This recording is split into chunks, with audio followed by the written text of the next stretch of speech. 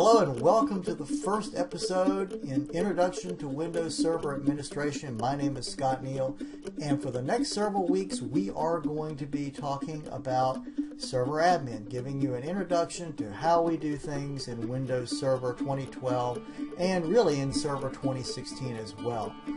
We're going to be covering a lot of the bread and butter day-to-day administrative activities that you will be expected to understand if you are assigned a Windows server, whether it's a domain controller and you're doing day-to-day Active Directory stuff or managing a file server.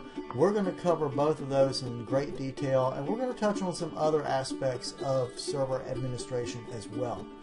Bear in mind that a majority of material we're going to be talking about today is actually covered in the MOAC 70-410 certification exam, installing and configuring Windows Server 2012 R2. But like I said before, if you can learn this stuff, most of it will apply to Server 2016 as well. So for today, I want to go over Lesson 1, Installing Servers. This actually covers the Lesson 1 in the official Microsoft guide as well. And I want to start off by giving you an overview of the course. We'll move into, after we give you the overview, into the actual lecture itself, talking about installation of Windows. We're going to be talking about planning and selecting which version of Windows is best for you. We're going to then move into the actual install process and talk a little bit about the installation options that are available in Server 2012. We're going to also talk about upgrading servers versus doing a clean install versus migrating roles. And as I said before, today's lecture will cover Lesson 1 of the Microsoft's official 70-410 course book. So, what are we going to be doing for the next several weeks? Well, this is really a project-related course. So what we're going to be doing is part lecture, part demonstration. A lot of the topics that we're going to be covering presented in this course are going to include today's lecture, planning and implementation of Server 2012 and 2016. We're going to talk about things like server core versus GUI. We're going to talk about setting up and demonstrating setting up a domain from scratch. I realize that most server admins really never have to set up a domain, but there's a lot to be said for understanding the process. It helps you gain an understanding for what a domain is, Active Directory, and how it works. And even if you're not setting up the domain from scratch and making that $50,000 consulting bonus, you will, regardless of where you go, if you're a server admin running on a domain, you're going to have an understanding of how Active Directory works. You're going to have an understanding of how security groups work versus organizational units. And you're going to be asked from time to time to do things like set up a new folder, use group management to manage a folder on a file server. You're going to be asked to add users to the domain. These are the bread and butter day-to-day server admin activities that I was talking about. We're going to define and build that Active Directory infrastructure from scratch based on a fictional organization that I've come up with. We're going to enable remote management of the server, and we're going to also talk about Hyper-V. Really, if you go and you ask a lot of admins today how much experience they have in Hyper-V, you'll be surprised how small a percentage of administrators have actually gone to the trouble of implementing, using, and understanding Hyper-V. So part of this course is going to be dedicated to getting you familiar with how Hyper-V works, getting you to build a machine in Hyper-V. We're going to be creating a file server in Hyper-V, and then we're going to actually manage that file server using Active Directory management practices, i.e. group management. We're going to also show you, as part of managing that file server, how to hide file folders using enumeration. Something that I'm surprised when I go into organizations I do not see implemented in a lot of these organizations. Enumeration and being able to disguise these folders in such a way that users don't have to be bothered with them. They pose less of a security hazard, and so on and so forth. So we're going to look at enumeration in some detail, show you how to set that up the old school way. We're going to understand and create domain group policies. Group policies are one of the fascinating things that make us as network admins powerful, because we're able to control the rules in which our users play in our network. So using or understanding group policies is going to be essential to your day-to-day activities as a network admin. We're also going to be, when we finish up the course, we're going to be also setting up some basic auditing strategies to get you a little bit familiar with how auditing works. So from the demonstration side of things, we're going to be setting up demonstrations that will center around a fictitious organization. So this organization, we're going to present an organizational chart to you. We're going to say, now we have this organizational chart, let's design and create Active Directory, and then we're going to populate it with users. Then we're going to create security groups to meet the access needs and roles within the organization. And then we're going to use those security groups to actually manage that Hyper-V file server and maybe some other resources on the domain as well to get you familiar with how group management really works in the real world.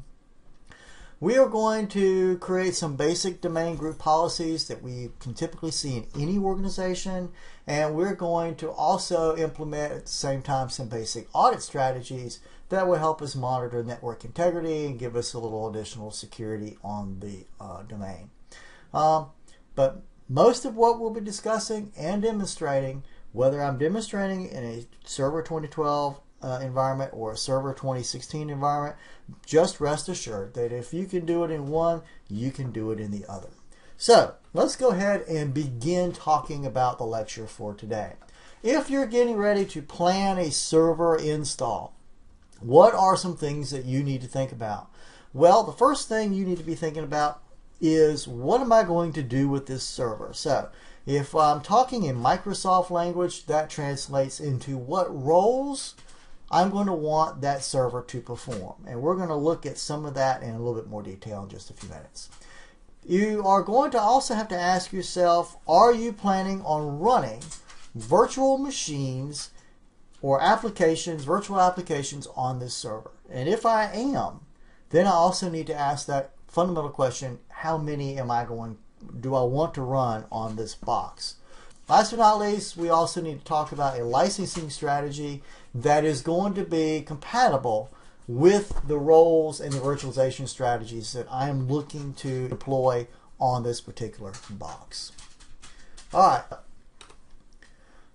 With Server 2012, we have really eliminated all of the 32-bit compatible server operating system infrastructures. In other words, if you buy a Server 2012 CD, it will not install on a 32-bit system anymore. Server 2008 was compatible with 32-bit and 64-bit. You could purchase a Server 2008 operating system that would work in a 32-bit environment. But with the latest Server 2012 and Server 2016 as well, these are 64-bit only and above operating systems. We've also simplified the licensing structure from that of Server 2008. We're really down to 4 core editions now, and I want to talk a little bit about each one of those core editions. The Datacenter Edition, needless to say, is the highest priced edition that's available. It is designed for high-end server hardware. One of the advantages of Datacenter is it will support up to 64 concurrent processors on the machine. Very nice feature. It also supports very high-end fault tolerance from a hardware perspective, all the way down to hot add processors. So if you're looking to do hot swap processing on your machine, Datacenter is the version for you. It will support an unlimited number of virtual machines. So if you are taking or deploying one of those virtualization strategies where you've bought a very expensive, $30,000 piece of hardware, you're looking to roll out 15, 20 virtual machines on that box using Hyper-V, Datacenter is going to be the edition that you're going to have to purchase to make that happen. Datacenter, however, is only available to purchase either through Microsoft's volume licensing program, or when you buy the server, you can purchase it from the original equipment manufacturers. We call those OEMs, bundled with the server. So those are the 2 options that you have if you're looking to purchase Datacenter. Standard Edition is probably the more commonly used edition of the four. It includes the full set of Windows Server 2012 features, and it's really nothing more than Datacenter, but it does have a reduced set of virtual machine licenses. So for Standard, instead of an unlimited number of virtual machine instances, we are only allowed to install 2 VMs concurrently on that machine. Essentials is another step down from Standard. It includes nearly all of the features from Datacenter and Standard Editions, except we have removed the server core and we've removed Hyper-V. And last but not least, we have removed the Active Directory Federation services. We'll talk about that in a minute as well. It is limited to one physical or virtual server instance. So I can install the Essentials Edition either as a physical box or as a virtual server instance, but I cannot, I'm not going to be able to run any kind of a virtualization on a physical Essentials Edition. It does have a cap at a maximum 25 concurrent users on the machine as well. Last but not least, for small businesses, they have the Foundation Edition. It only supports basic server features. A lot of the standard features have been removed, but it still has basic domain services. It still allows, the core components of what makes a network what it is. DHCP, DNS, file print services, application support still there, and even still has the Windows deployment services, which now comes natively with 2012, 2016. It's no longer needs to be a download. And it still supports remote desktop, among some other features that are out there like print services and so on. It has no virtualization rights, so you're not going to be able to virtualize anything on a Foundation Edition, which makes sense. It is limited even further down to 15 users. And as I said before, this is really a small business product. It is something maybe you might install in a real estate office somewhere where they have 5 or 10 employees. You really want to be able to have file and print services, and maybe you want to set up DHCP and DNS for that domain, and just have the basic bare bones components necessary for a Windows network.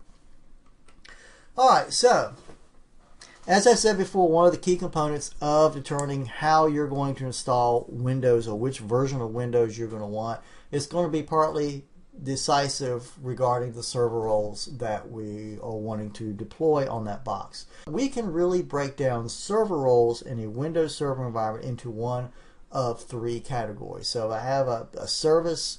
I know that service will fit either as a directory service, which allows me to store, organize, and supply information about the network and its resources. An infrastructure service, which will provide support services for all the network clients, or it's an application service, which provides communication services, operating environments, programming interfaces, all those for specific applications. So if I look at some examples of each of those roles, we'd start with the directory services role. As I said before, they allow for storing, maintaining, and organizing information about the network and its resources. So a directory service really is a set of databases that are distributable, but overall the point of having these databases is to keep tabs on the resources in my network, and then I can use that data to manipulate how we interact with those resources. There are several different services in directory services, and at least in the Active Directory services for Windows. Active Directory Certificate Services, also abbreviated as ADCS, is really a tool that's going to let us customize services in order to issue and manage public key certificates. So if I want to set up public key infrastructure, I don't want to go out and buy a certificate from someone like VeriSign.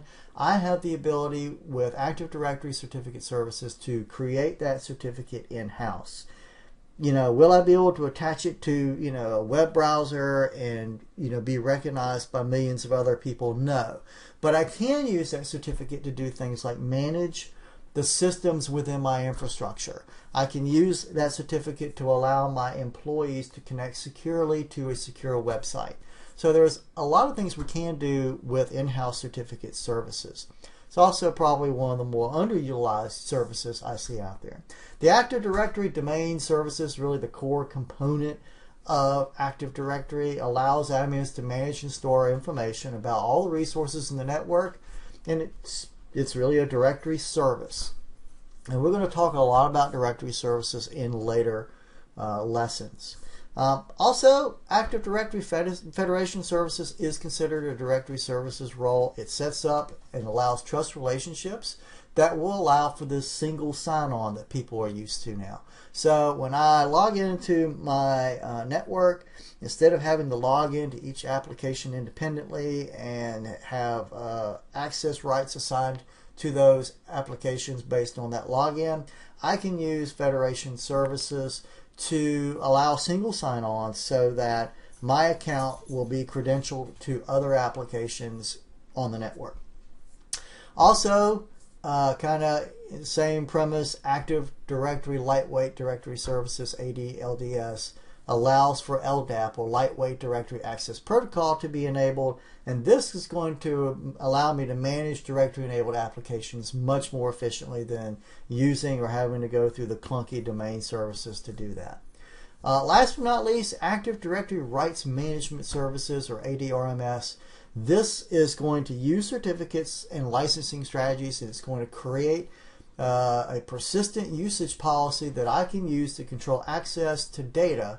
No matter where I move that data, it's going to retain those usage policies, which circumvents kind of the way, well, we'll talk about when we talk about NTFS and disks later on, how those policies are setting up usage policies there. But this allows me to set up a persistent policy that no matter where I move the data, it will maintain those policies.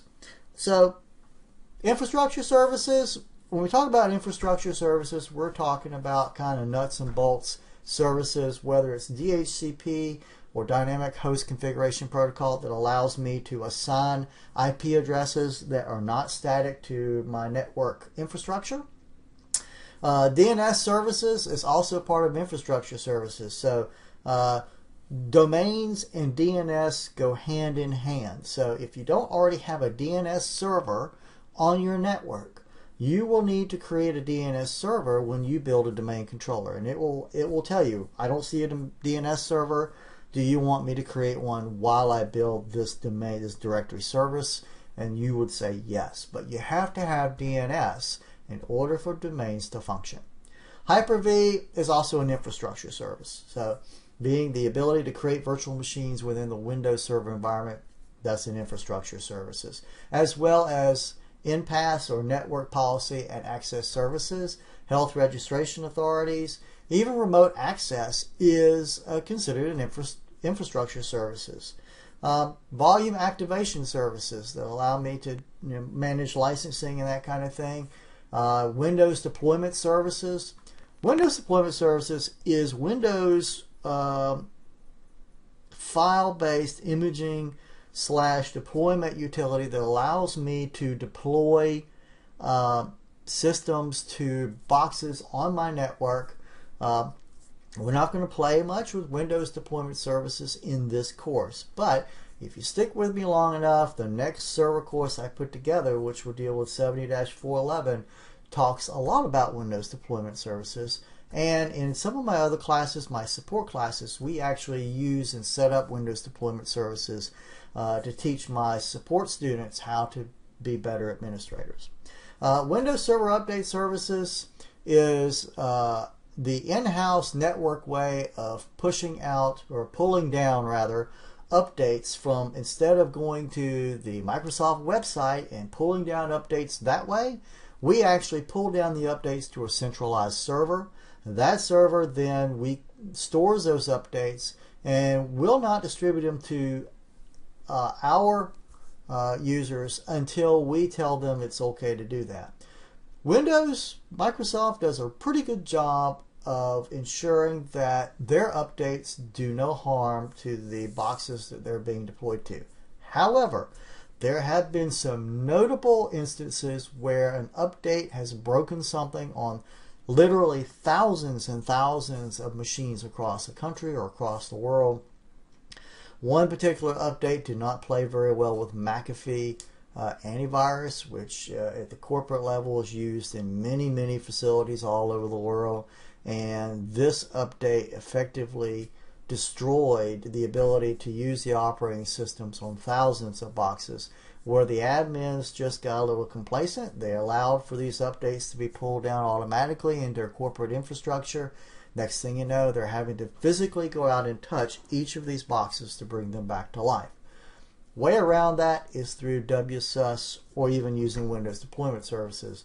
But WSUS allows us to have the opportunity to test these updates in a controlled environment, give them the thumbs up, and then when the boxes talk to the server will tell them what updates are beneficial for each of those boxes. All right, so application services, the final list of roles available. Application server, fax server, file storage services, all of these types of services are generally listed as application services. Print and document services, even remote desktop services is a application service. Web server, or IIS as we call it in the Windows world, is also an application service.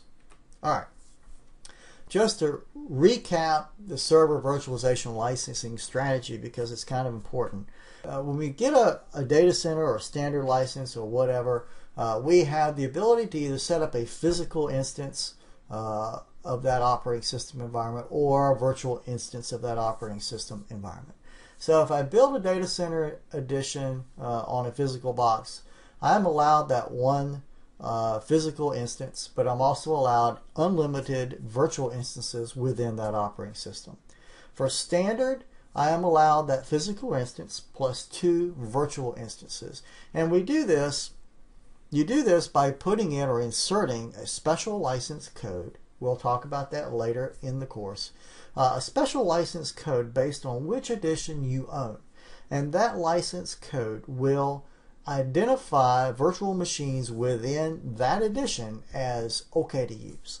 So you don't have to go out and buy additional licenses when you want to build a virtual instance within these editions, provided you stick within the licensing agreement.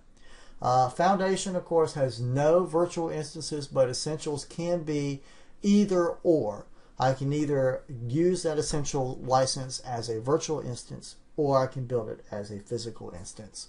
So there are some variations within the virtualization licensing strategies that you need to be aware of, because virtualization really is becoming predominant in the industry today.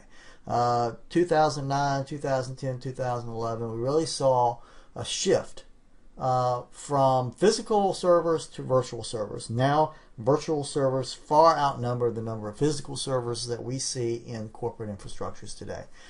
Virtualization is going to be a part of your life, and it's important that you think about that when you're purchasing your licensing agreements.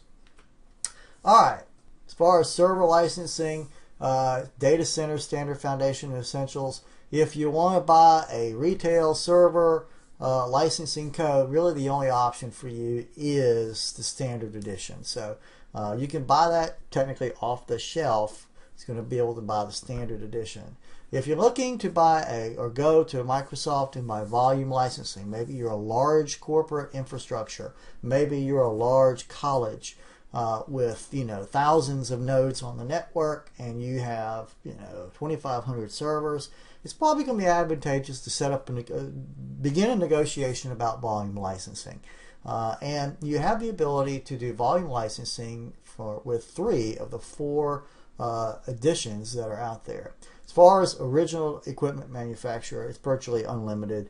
You can just tell them what they want, what you want, and they should be able to provide it for you, whether it's data center or all the way down to essentials for that particular box. All right, system requirements. The minimum system requirements for any operating system really should be taken with a grain of salt.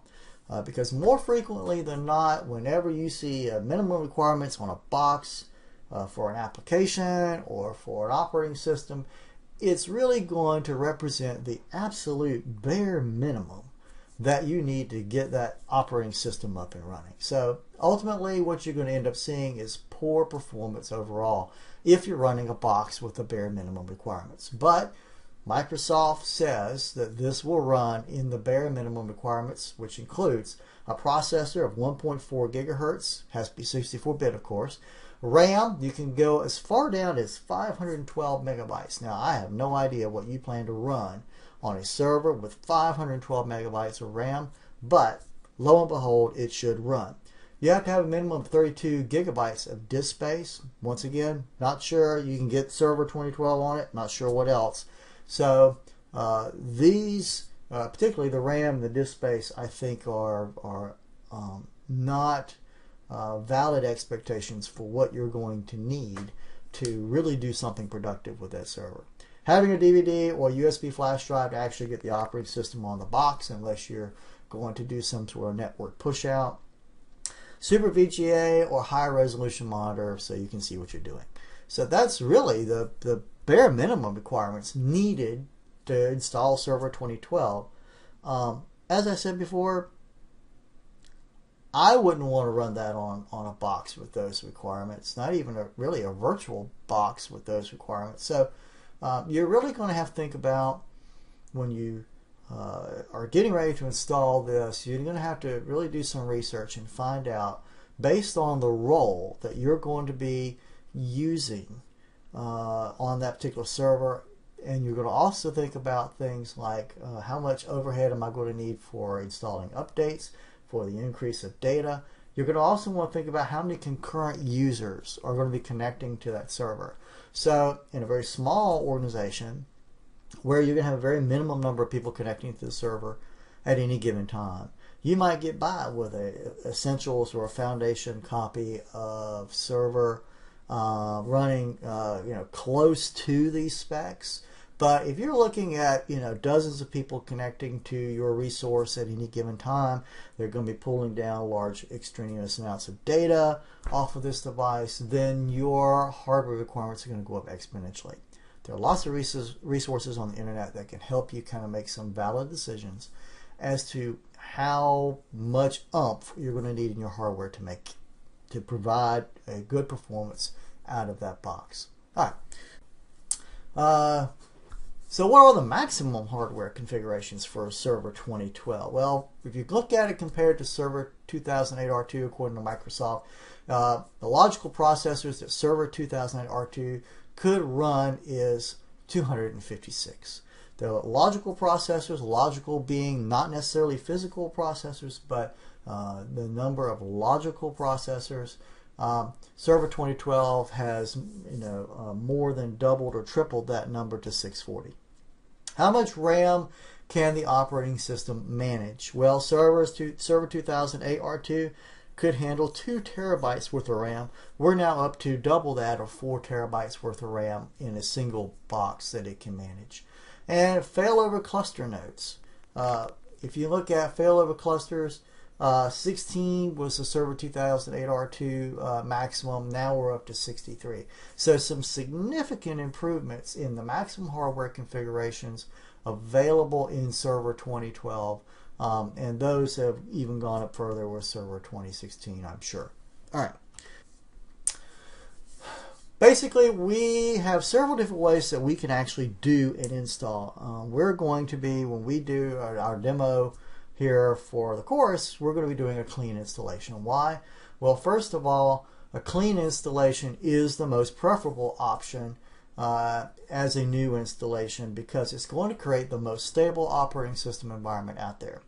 It will require me to reformat an existing disk. So I put my disk in, or I have my disk recognized. I have to reformat that to put the operating system on.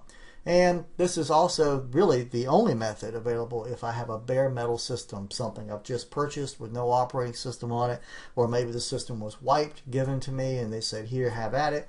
I really have no other choice but to do a clean installation of that box. So if I'm going to perform a clean installation, there are certain guidelines that are true regardless of whether it's a server or workstation when it comes to doing clean installations. They kind of hold true. there are maybe a couple additional instances to think about with server installations. Obviously, we want to make sure that the device powers up. We want to make sure that we are capable of booting from the server installation DVD or the USB that we're going to be using to actually build the operating system from. We're going to want to then select the language, the time, the currency, the format, and the keyboard layout as part of the setup for our server installation. Once we've done that, we are allowed to click the install button on the server installation screen, and then I will be allowed to select the edition of Server 2012 that I want to install that matches the licensing that I have for that particular operating system. I'm going to select Custom, Install Windows Only, which is an advanced option. The very first option is going to be to do an upgrade, but 90% of the time I would recommend against an upgrade. We'll talk about that momentarily. We're going to select the partition that we're going to want the operating system to install on. So you're going to be taken to a screen where you're going to have the disk information. You'll be able to select from an existing partition or do some advanced features we'll look at also. When the installation is complete, then last but not least, you want to set a password for the box. Passwords are number one feature to keep people out of your machine is a long password.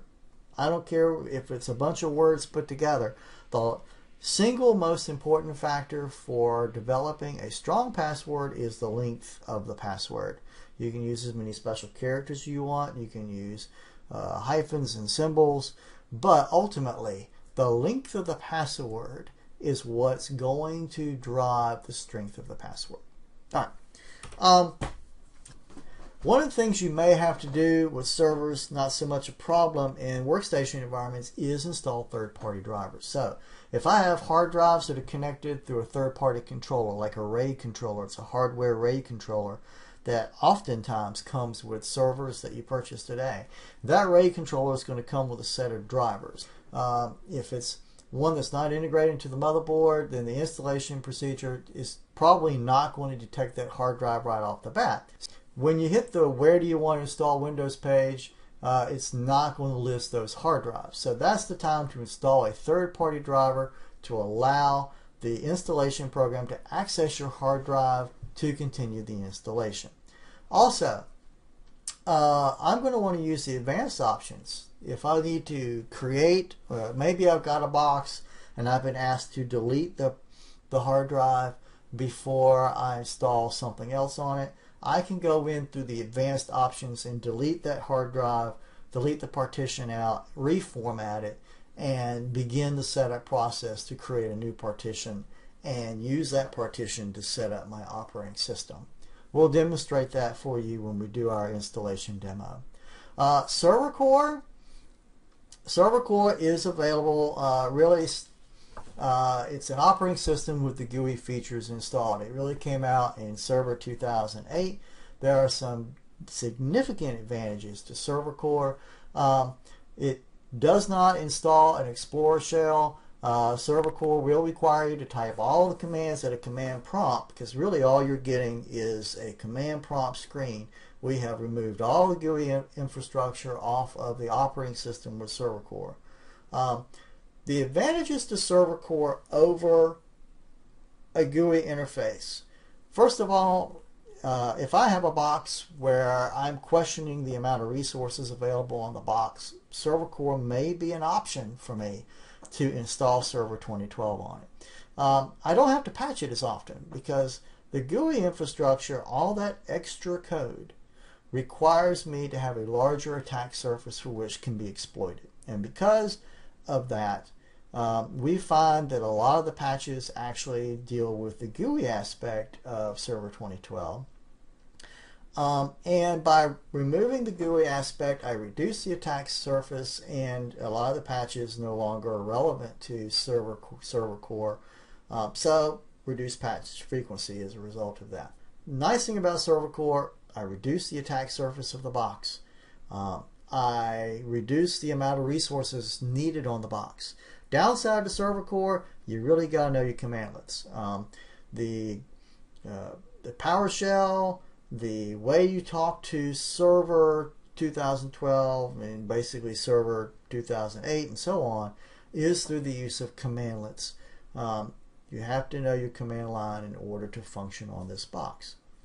Now, with Server 2008, you didn't have a choice. When you built a box with Server 2008, you were given a choice to build it as a server core or as a GUI infrastructure on the operating system. It was an either or, it was a one-trick pony, and if you decided that you had installed a GUI that you needed to go to server core, forget it. It meant that you had to wipe the box, reinstall the operating system, and tell it you want server core instead of the GUI. Well, in 2008, the GUI was the default installation option. You told it that you wanted server core. In 2012, they have reversed it. So server core is now the default installation option, which means that if you want the GUI, you need to tell it, I want the GUI interface, in order for that GUI interface to be applied to that operating system install. Very important.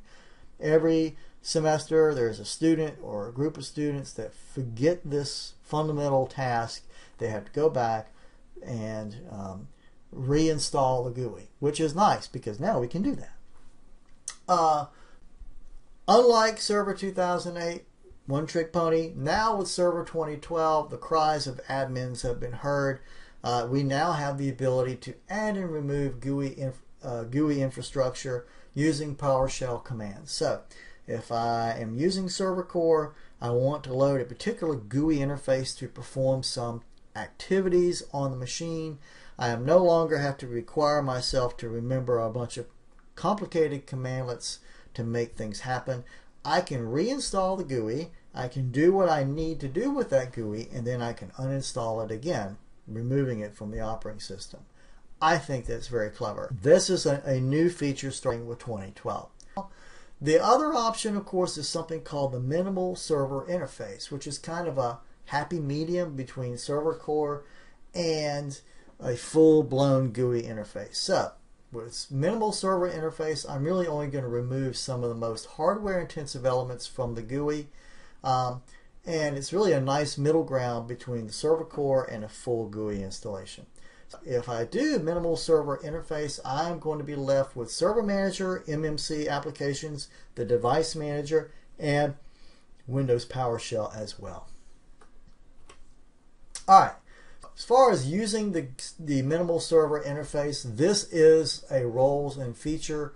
It's a feature, and you're going to go into the roles and features wizard to actually turn on or turn off certain elements of this utility through the user interfaces and infrastructure category. So this screen is going to be very important if you're going to be switching back and forth from different types of GUI infrastructures.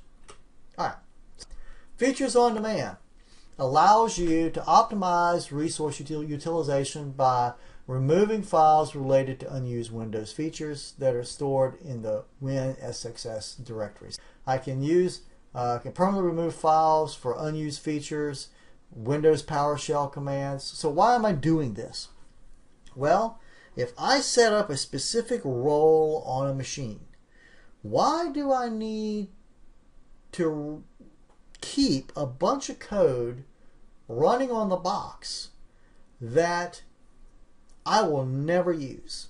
All that does is expose me to points of exploitation through attackers. It bogs down resources. So why not remove those resources completely? I can do that by going into the Features on Demand utility and disabling and removing files for unused features by going in through the PowerShell and doing that. So if I want to do that, I use the uninstall Windows feature command, and I tell it, uninstall the particular Windows feature, what server, and so on and so forth, and I can remove each of the features that I don't want available through the operating system. If I attempt to go back and enable a feature that was removed in the future, then it's going to have to download it from the Windows Update or from an image file that you have previously used before. So it completely removes it off the box. This isn't a matter of, oh, well, I'll just add it real quick. No, it's going to have to pull down that feature again and reinstall it on the machine. So it truly does remove the code off of the box. Very nice feature if you're really looking to secure your infrastructure. All right, upgrading servers. So we talked about doing clean installs. We talked about a preference of doing a clean install. So as far as upgrading servers, when I do a setup program, it's going to create a new Windows folder in which to install the new version of this Windows Server 2012 or 2016. The program is then going to migrate. Once it installs the operating system files, we're only halfway there. Now we have to migrate all those applications, files, roles, and features from the old operating system to the new operating system. As you might guess, this is probably the single most complex option that's available for installation. And because of that, it also is fraught with danger. In order to minimize the risks involved in doing that, administrators are going to have to perform backups of the server, and we're going to also have to be able to troubleshoot problems that arise. We're also going to have to be able to do our homework prior to doing any kind of an upgrade or migration, because there are going to be certain standards and certain steps that we're going to have to take depending on what roles we are migrating. All right. As I said before, in-place installations represent the most complicated form of server installation, and a lot can potentially go wrong. If you're looking to do an upgrade, you need to also be aware that Server 2012 has very limited upgrade paths. I can only upgrade from Server 2008 or from Server 2008 R2 64-bit versions to a comparable Windows Server 2012 edition. And if I want to do something like upgrade and change from one language to another, not supported. And if I'm going to be upgrading a domain controller, then there's a whole list of things that I have to do prior to running the upgrade that's going to help me ensure that that domain controller role moves appropriately or is transferred appropriately to the new server operating system. So, very important to do your homework. For all of the Windows versions and editions, you're going to have to perform a clean installation. With that said, what version do you need? If you got Server 2008, you really can't envision doing anything else but an upgrade. What can you upgrade to? Well, if you have Server 2008 R2 Data Center with SP1, very important to have the SP1 installed, then I can upgrade to Data Center.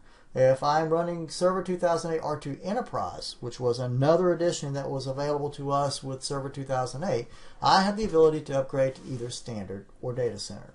If I am going to upgrade from Server 2008 R2 Standard with SP1, then I can also upgrade to Standard or Data Center. But when I start going into Windows Web Server, I'm only going to be allowed to upgrade to Server R2 Standard. If I'm running Windows Server 2012 Data Center, there is no upgrade path. If I want to upgrade from Server 2012 Standard, I can upgrade to Data Center. Hyper-V Server, which is another flavor. It's not really a core edition, but it's a version that allows you to install the Hyper-V role only. I can't do anything with it either. Windows Storage Server 2012 Standard, another specialized edition. There is no upgrade path. And matter of fact, all of the specialized editions, not core editions, really have no upgrade path to them whatsoever, at least from a Server 2012 perspective. Get a chance, maybe we'll look at the Server 2016 upgrade path for that as well. Alright, so as far as preparing to upgrade, there is a process to it. It's very similar in many respects to upgrading a workstation. I want to check the hardware compatibility. Make sure the hardware compatibility is going to be fine going from Server 2008 to Server 2012. I want to make sure I have enough disk space, that the disk requirements are going to be fine. I want to make sure that all of the software, the operating system, the device drivers, all of that needs to be signed. Why? Because the upgrade is going to require that all kernel mode software, including the device drivers, are signed. It will not proceed if they are unsigned drivers in the operating system. I want to check the application compatibility. Make sure all the applications on the machine are going to be compatible with the new operating system, whether it's 2012 or 2016. I can do that by running a compatibility report, and that will generate and then identify problems before they actually become problems that require my immediate attention. So be sure to run the compatibility tools. Make sure that your applications are going to be fine for that conversion. I'm going to want to ensure that I understand and have completed all of the upgrade checklists associated with the server roles for my existing server prior to the upgrade. I'm also going to want to ensure that the computer functionality is, that everything on the system's working. I don't want, just like a workstation, making sure everything on the workstation or server is working is going to help me minimize troubleshooting in the event that something goes wrong. Then I'm not having to troubleshoot around stuff that I already know is broken. I'm going to want to perform a full system backup. Very important. If all else fails, I need to be able to revert back to something. And I'm going to want to ensure that I have the proper licensing for the edition I'm getting ready to install. Alright, still performing an in-place upgrade installation. In order to do that, I once again start with my installation media. I'm going to run that installation program just like I was doing a clean installation, but I'm going to select Upgrade, Install Windows, and Keep File Settings and Applications option. That setup program will then provide me that compatibility report that I am going to need to ensure that everything is going to potentially work out fine during that upgrade process.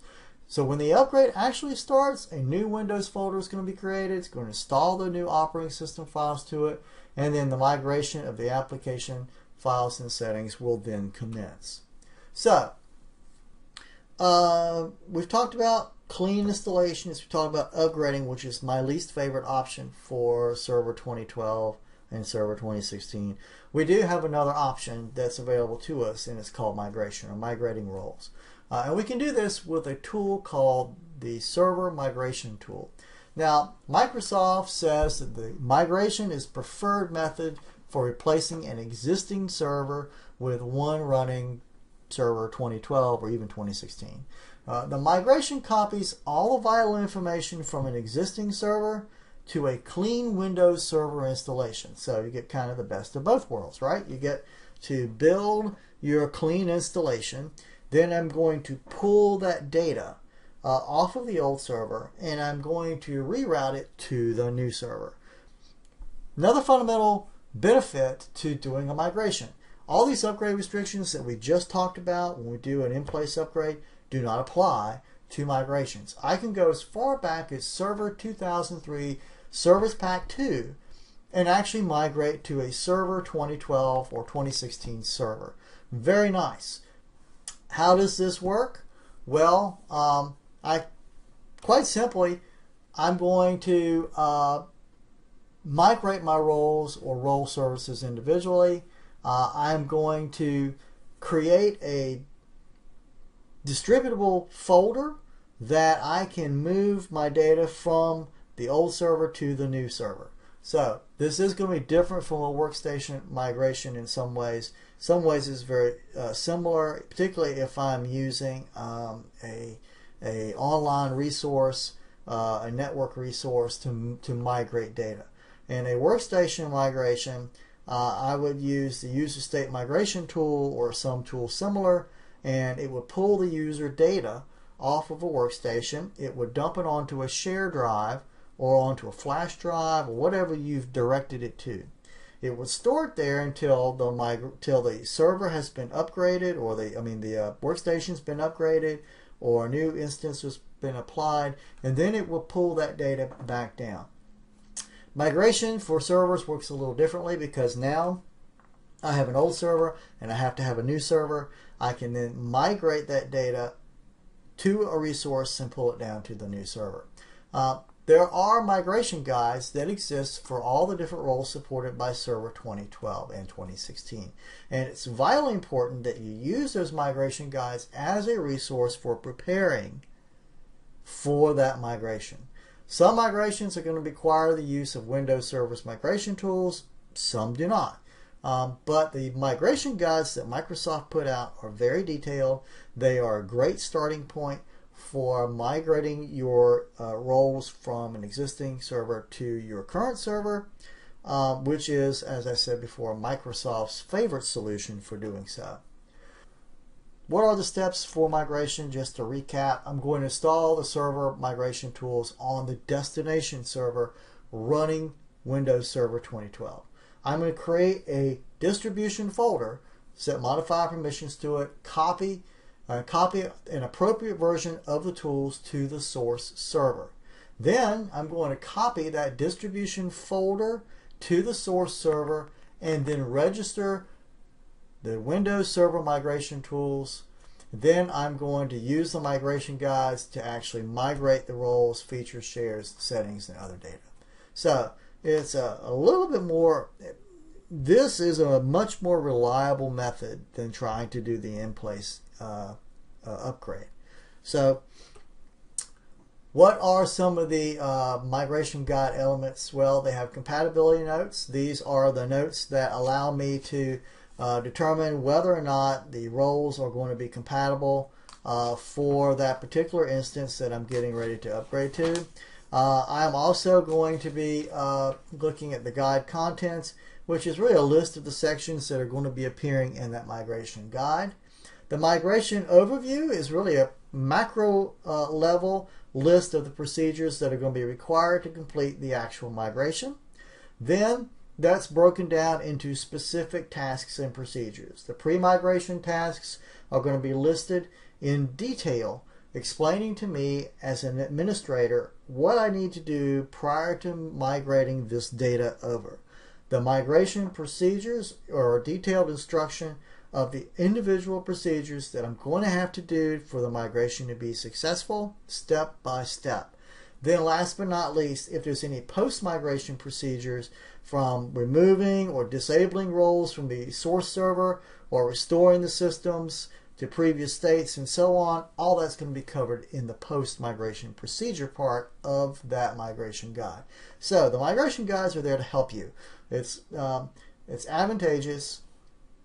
I had a network administrator, and he hated to read. He hated to read, and he would kind of skim through these guides, and he would inevitably run into some sort of horrible issue, and it usually fell back to something that he just did not read. He skipped a step. He missed something that was important, and it really created a mess. It took a while to get out of. So take one. If you're getting ready to migrate roles from one server to another, do yourself a favor. Get a hold of the migration guide relevant to those specific roles you're migrating.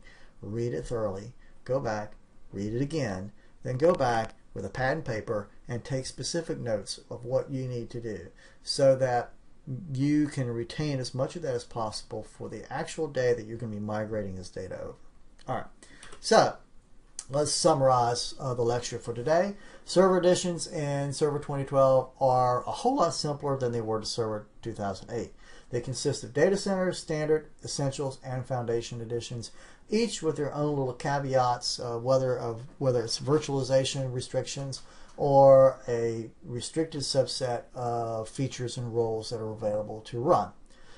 Server 2012 basically uses roles that implement common server functions. Those are called roles, and they can be broken down basically into three categories, whether they're directory services, application services, or infrastructure services. A clean installation, by far, simplest way to deploy Windows Server 2012, particularly on a bare metal server or on a computer with a partition that you're willing to reformat. It is the way to go. It is the most stable way to go.